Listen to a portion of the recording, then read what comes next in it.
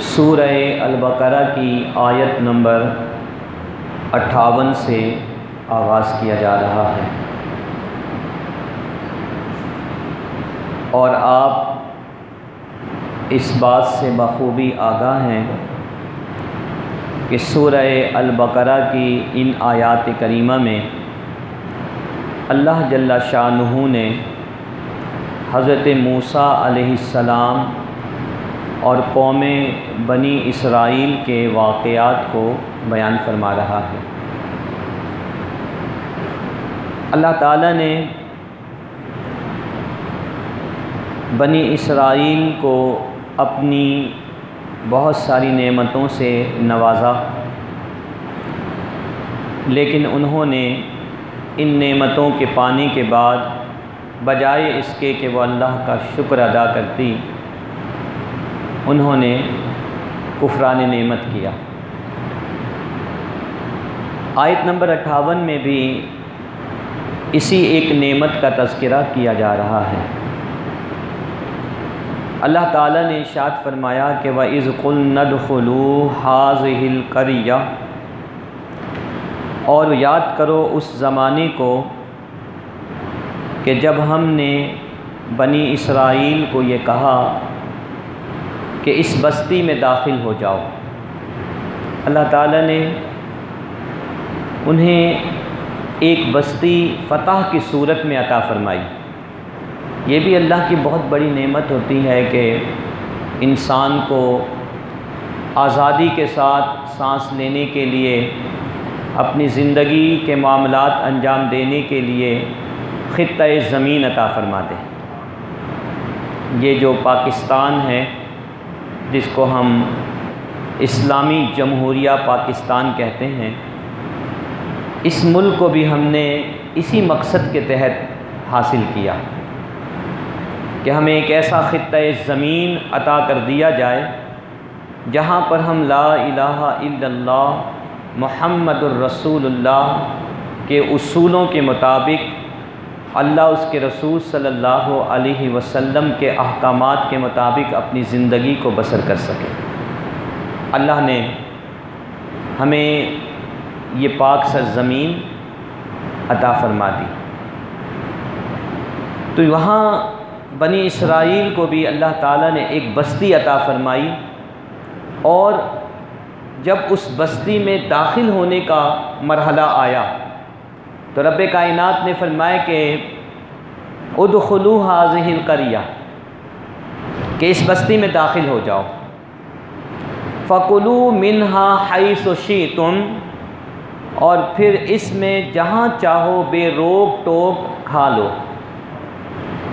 اس سے یہ پتہ چلا کہ جو بستی بنی اسرائیل کو اللہ تعالیٰ نے عطا فرمائی تھی، وہ بستی بہت زیادہ جو ہے اس معاملے میں، یعنی وہاں پر کھانے پینے کی اشیاء کی فراوانی تھی، یعنی سرسبز و شاداب زمین تھی۔ اور اللہ تعالیٰ نے یہ ملک بھی تو ہمیں ایسے ہی عطا فرمایا۔ اس ملک میں کس چیز کی کمی ہے؟ بہترین زمین اللہ تعالیٰ نے ہمیں عطا فرمائی۔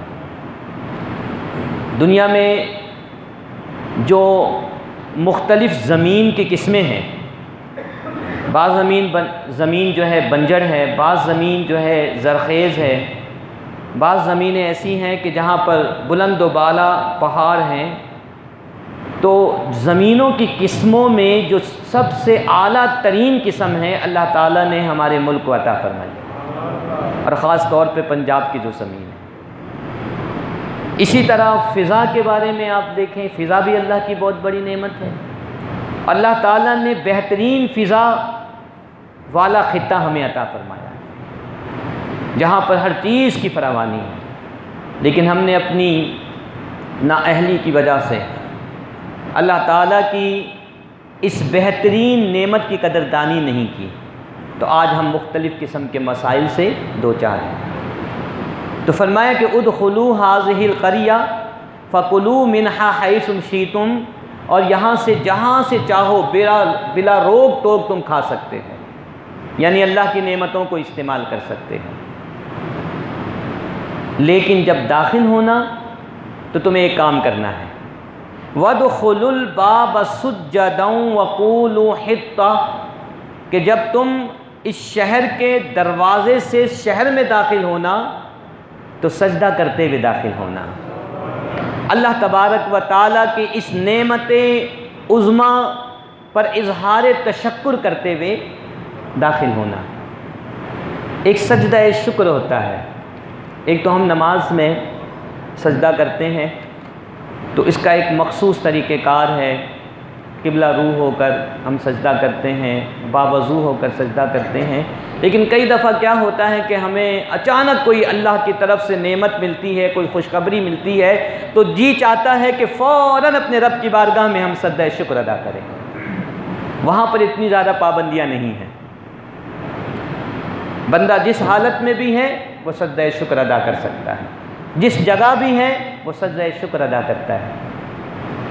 میں دیگر معاملات کی طرف نہیں جاتا شرعی اعتبار سے، لیکن آپ نے دیکھا ہوگا کہ ہمارے بعض کھلاڑی جب وکٹیں لیتے ہیں، میچ جیت جاتے ہیں، 100 رن بنا لیتے ہیں تو کیا کرتے ہیں؟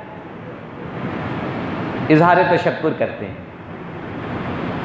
تو اللہ رب العزت نے بنی اسرائیل کو یہ ارشاد فرمایا کہ وَادْخُلُوا الْبَابَ سُجَّدًا، کہ تم جب دروازے سے داخل ہونا تو سجدہ کرتے ہوئے داخل ہونا، اظہار تشکر کرتے ہوئے داخل ہونا۔ پرانے زمانوں میں جو شہر آباد کیے جاتے تھے وہ ہر طرف سے دیواروں میں گھرے ہوتے تھے، گیٹڈ ایریا ہوتے تھے۔ ابھی بھی آپ لاہور میں بھی کہتے ہیں اندرون لاہور، اندرون لاہور جو ہے وہ کیا ہے؟ وہ دیواروں کے اندر واقع ہے۔ مختلف دروازوں کے نام سے آپ سنتے ہوں گے، لوہاری گیٹ، یہ گیٹ، وہ گیٹ، سیالکوٹی گیٹ۔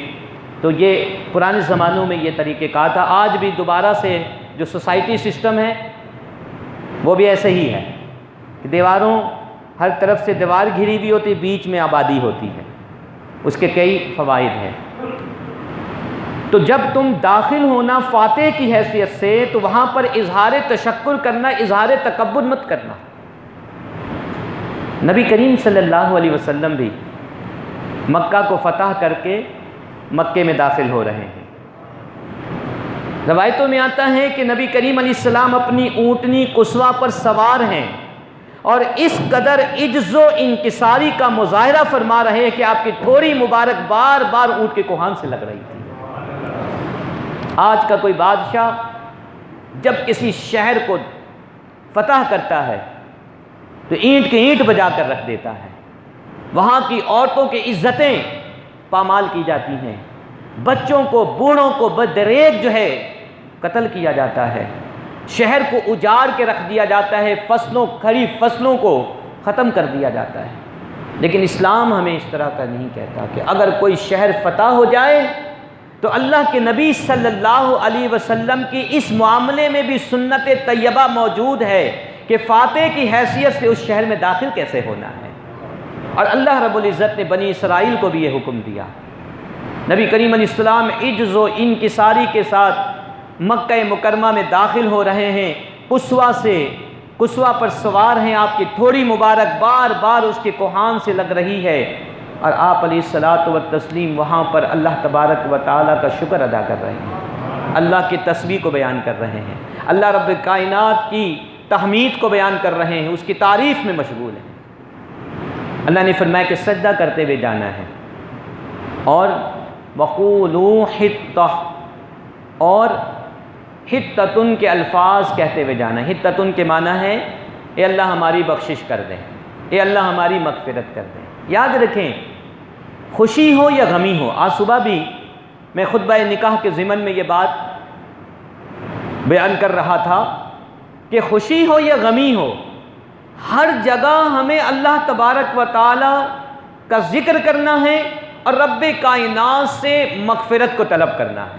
یہ نبی کریم علیہ السلام کی بہت عظیم سنت ہے۔ خوشی کے موقع میں بھی آپ اللہ سے مغفرت طلب کر کے امت کو یہی سکھاتے تھے، اور جب کوئی غم کے لمحات آتے ہیں تو اللہ کے نبی علیہ الصلاۃ والتسلیم ان لمحات میں بھی اپنے رب کی بارگاہ میں اس کی تسبیح و تحلیل کے ساتھ ساتھ اس سے مغفرت طلب فرمایا کرتے تھے۔ فرمایا کہ حِطَّةٌ حِطَّةٌ کہتے ہوئے جانا ہے۔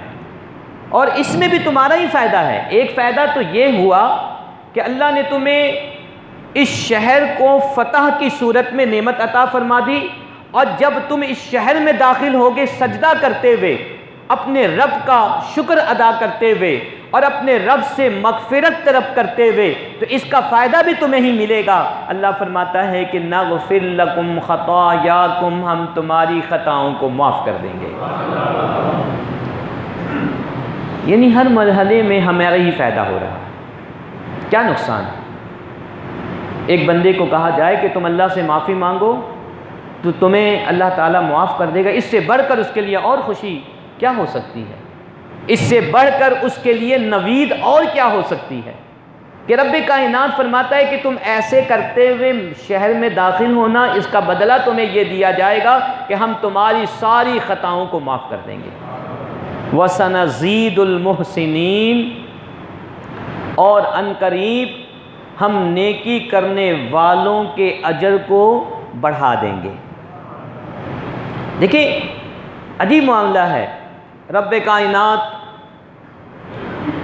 کی شان رحیمی کا، کہ جب ہم اس کی بارگاہ میں آ کر اس سے مغفرت طلب کرتے ہیں، اپنی خطاؤں کی معافی مانگتے ہیں، تو اس معافی کے دو اثرات اور دونوں مثبت اثرات ہمیں نصیب ہوتے ہیں۔ ایک یہ کہ اللہ تعالی ہماری خطاؤں کو معاف فرما دیتا ہے، اور دوسرا یہ کہ اللہ تعالی ہمارے نامہ اعمال میں نیکیوں کا بھی اضافہ فرما دیتا ہے۔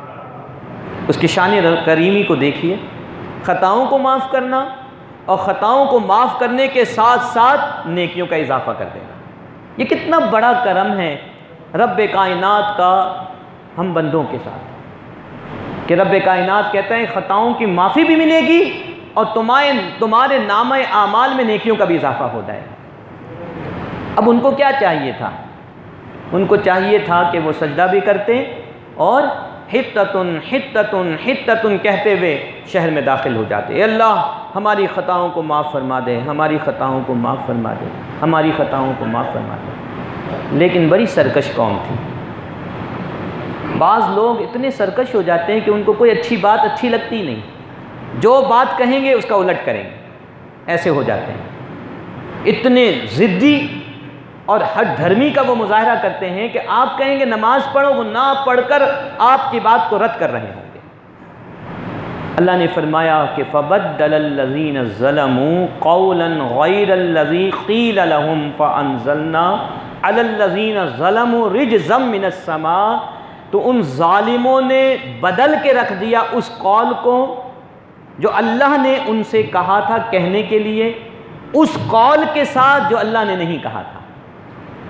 اللہ نے کہا حتتن حتتن کہیں، تو انہوں نے کیا کہنا شروع کر دیا؟ اب داخل ہو رہے ہیں۔ ایک تو یہ کہ اللہ نے فرمایا سجدہ کرتے ہوئے، اور جب انسان سجدہ کرتا ہے تو اپنے سر کو جھکاتا ہے۔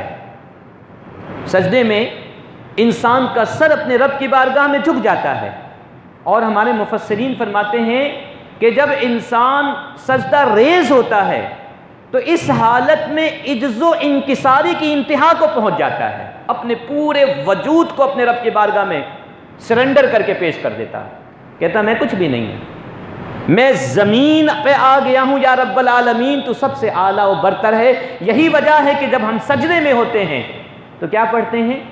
سبحان ربی الاعلیٰ، سبحان ربی الاعلیٰ، کہ تو سب سے اعلیٰ ہے، تو سب سے بڑا ہے، اور میں تو تیرا عاجز بندہ عجز و انکساری کا مرکب ہو کر تیری بارگاہ میں آ کر میں جھکا ہوا۔ پہلا کیا کیا انہوں نے کہ بجائے وہ سجدہ کرتے ہوئے اس شہر میں داخل ہوتے ہیں، وہ پاؤں کے بل یعنی سرین کی پیچھے والے حصے کے بل وہ اندر داخل ہو رہے ہیں۔ یہ بے ادبی ہے، یعنی وہ الٹا ہو کر اپنے پچھلے حصے کو پہلے انہوں نے داخل کیا اور اپنے سر کو بعد میں، گویا کہ کہہ دیا کہ ہم آپ کی بات نہیں مانیں گے۔ حضرت موسیٰ علیہ السلام کو کہہ دیا کہ ہم نہ آپ کی بات مانیں گے نہ آپ کے رب کی بات مانیں گے۔ دوسرا ان سے کہا گیا کہ حتتن حتتن کہتے ہوئے داخل ہونا، انہوں نے کیا کہنا شروع کر دیا؟ حبۃ فی شعرہ حبۃ فی شعرہ، بال میں دانہ بال میں دانہ، یعنی اپنی طرف سے انہوں نے بے مقصد جملہ، یعنی مذاق اڑانا مقصود تھا، مذاق اڑانے کے لیے انہوں نے اس طرح کے جملے کہتے ہوئے وہ داخل ہونا شروع ہو گئے۔ سامعین محترم، پھر اللہ رب العزت جو ہے اس کی پکڑ جو ہے وہ بہت سخت ہوتی ہے۔ ان بطش ربک لشدید، تمہارے رب کی پکڑ بہت شدید ہے۔ وہ مہلت دیتا ہے اپنے بندے کو، اور بہت مہلت دیتا ہے، وہ ایسا نہیں ہماری طرح جلد باز۔ رب کائنات جلد بازی نہیں فرماتا، وہ مہلت انتہائی درجے کی عطا فرماتا ہے کہ میرا بندہ باز آ جائے، میرا بندہ ابھی بھی توبہ کر لے، میرا بندہ ابھی بھی جو ہے اس گناہ سے جو ہے رجوع کر لے اور میری بارگاہ میں آ کر سچے دل سے توبہ کر لے، میں اس کو معاف کر دوں۔ لیکن جب مہلت کی گھڑی ختم ہو جاتی ہے تو پھر اللہ کی پکڑ آتی ہے، اور جب اللہ کی پکڑ آ جائے تو پھر کوئی نہیں چھڑا سکتا، پھر کسی کے اندر اتنی طاقت نہیں کہ اللہ کی طرف سے آئے ہوئے عذاب کو ٹال دے۔ رب کائنات نے فرمایا کہ فَأَنزَلْنَا عَلَى الَّذِينَ ظَلَمُوا رِجْزًا مِّنَ السَّمَاءِ، تو ہم نے ظالموں پر آسمان سے عذاب کو نازل کر دیا۔ اور میں نے اس سے پہلے بھی ان عذاب کے بارے میں بتایا کہ طرح طرح کے عذاب بنی اسرائیل پر آئے۔ قرآن مجید میں اللہ تعالیٰ نے سورۃ الاعراف کے اندر ارشاد فرمایا کہ فَأَرْسَلْنَا عَلَيْهِمُ الطُّوفَانَ وَالْجَرَادَ وَالْقُمَّلَ وَالضَّفَادِعَ وَالدَّمَ آیات مفصلات، ہم نے ان پر طوفان کا عذاب نازل کیا، ان پر ٹٹی دل کا عذاب نازل کیا، ان پر جوؤں کا عذاب نازل کیا، اور ان پر مینڈکوں کا عذاب نازل کیا، اور ہم نے بنی اسرائیل پر ان کی بدعمالیوں کی وجہ سے ان پر خون کا عذاب نازل کیا۔ خون کا عذاب،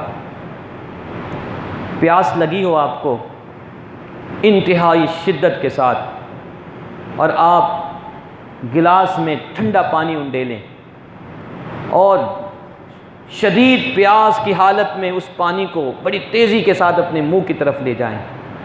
جو پانی آپ نے انڈیلا جب منہ کی طرف گیا تو جیسے ہی آپ نے اس کو پینا چاہا تو پتہ چلا وہ خون بن گیا، تو کیا حالت ہوگی، کیا کیفیت ہوگی؟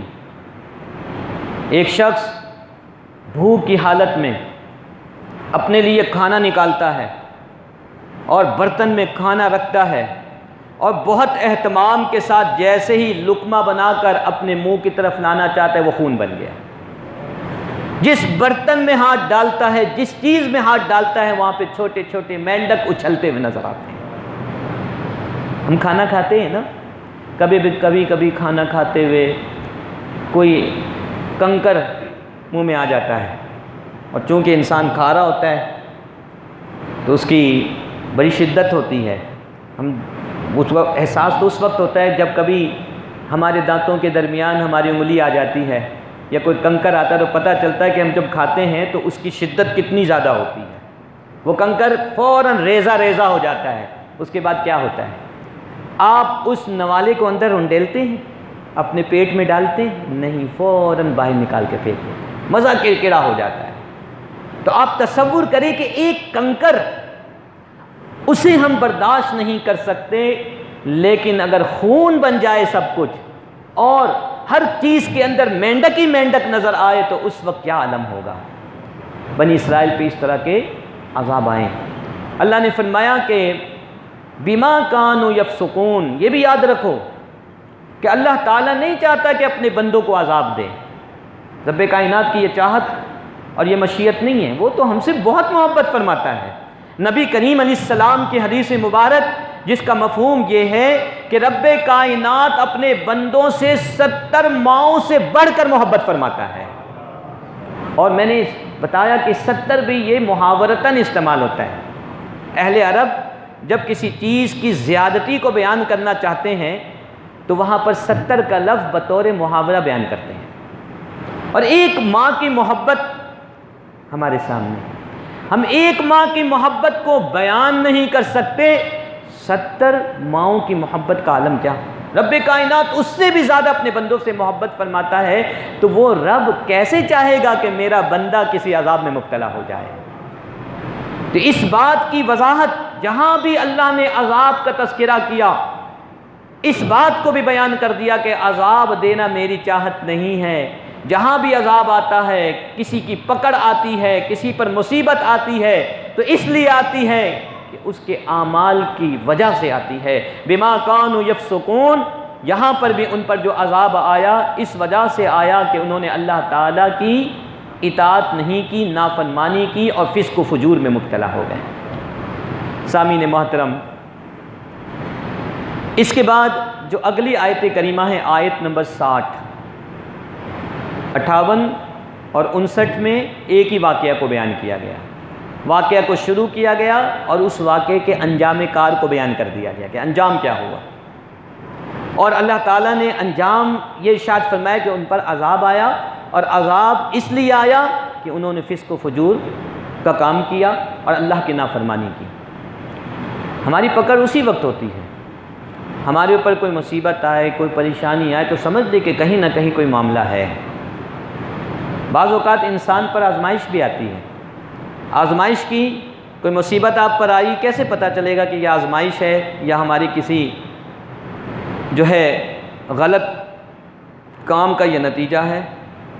تو ہمارے بزرگان دین فرماتے ہیں کہ انسان اپنے طور پر اچھائی کر رہا ہو، نمازیں ادا کر رہا ہو، زکوٰۃ بر وقت ادا کر رہا ہو، اللہ تعالیٰ کے دیگر احکامات پر کما حق عمل کر رہا ہو، اس کے باوجود اس پر پریشانیاں آ رہی ہوں، اور ان پریشانیوں پر انسان واویلا کرنے کی بجائے اللہ کی بارگاہ میں آ کر یہ دعا کر رہا ہو کہ ربنا لا تؤاخذنا ان نسینا واخطانا ربنا ولا تحمل علینا اصرا کما حملته علی الذین من قبلنا ربنا ولا تحملنا ما لا طاقت لنا به، کہ اللہ ہم پر ایسا بوجھ نہ ڈال کہ جس کو ہم برداشت نہ کر سکے۔ تو سمجھ لو کہ یہ اللہ کی طرف سے آزمائش ہے۔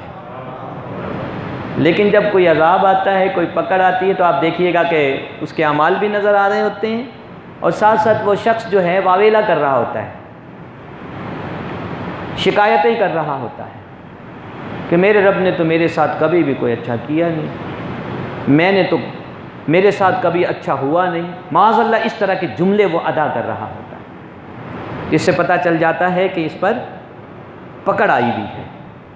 اور یہ بھی یاد رکھیے کہ بعض اوقات ہوتا ہے ہمارے بہت سارے مسلمان بھائی، ان پر بہت ساری آزمائشیں آ رہی ہوتی ہیں، بظاہر ان کی زندگی بہت اچھی گزر رہی ہوتی ہے دینی اعتبار سے، معاملات کے اعتبار سے، لیکن پھر بھی ہم دیکھتے ہیں کہ پریشان ہیں، کبھی کوئی آزمائش، کبھی کوئی آزمائش، کاروبار میں نقصان ہو گیا، کبھی کسی، تو وہاں پر ہمیں پریشان ہونا نہیں چاہیے، کیونکہ ہمارا دین اتنا پیارا دین ہے کہ ہم پر کوئی مصیبت آتی ہے اس میں بھی ہمارے لیے اللہ نے فائدہ رکھا ہوا ہے کہ ہمارے درجات کو بڑھاتا ہے۔ نبی کریم علیہ السلام کے ایک حدیث مبارک جس کا مفہوم ہے کہ آپ علیہ السلام نے ارشاد فرمایا کہ اذا احب اللہ تعالی عبدا، کہ جب اللہ رب العزت کسی بندے سے محبت کرنا چاہتا ہے، اللہ رب العزت اپنے کسی بندے کو اپنا محبوب بنانا چاہتا ہے، صب علیہ البلاء صبا، اس پر آزمائشوں کی بارش کر دیتا ہے، آزمائشوں کی بارش کر دیتا ہے۔ پیچھے چلے جائیے، مثالیں آپ کو مل جائیں گی۔ حضرت ابراہیم علیہ السلام پہ کیسی کیسی آزمائشیں نہیں آئیں، حضرت اسماعیل علیہ السلام پہ آزمائش آئی، دیگر انبیاء کرام پر کیسی کیسی آزمائشیں نہیں آئی، یہاں تک کہ نبی آخر الزمان حضرت محمد مصطفیٰ صلی اللہ علیہ وسلم کی پوری سیرت طیبہ کو دیکھ لیں کہ آپ علیہ السلام کی زندگی میں کتنی بڑی بڑی آزمائشیں نہیں آئیں، لیکن آپ کامیابی کے ساتھ گزر گئے۔ حضرت یوسف علیہ السلام کی زندگی اس حوالے سے بہت اہم ہے، حضرت ایوب علیہ السلام کی زندگی، حضرت یعقوب علیہ السلام کی زندگی ہمیں نظر آتی ہے۔ تو اللہ تعالیٰ بعض اوقات اپنے نیک بندوں پر جو ہے اس طرح کی آزمائش کی صورت میں پریشانیوں کو نازل فرماتا ہے تاکہ ان کے درجات کو بلندی عطا فرمائے۔ تو اس وجہ سے یہ بات ہمیشہ یاد رکھیے گا کہ آزمائش اور مصیبت یا پکڑ میں فرق یہ ہے کہ آزمائش کی صورت میں بندہ جو ہے اللہ کی بارگاہ میں آتا ہے، اور جب کوئی پکڑ آتی ہے، کوئی عذاب آتا ہے تو وہ باہر ہی واویلا کر رہا ہوتا ہے۔ سامعین محترم، آج کے درس قرآن کو میں یہیں پہ اکتفا کرتا ہوں۔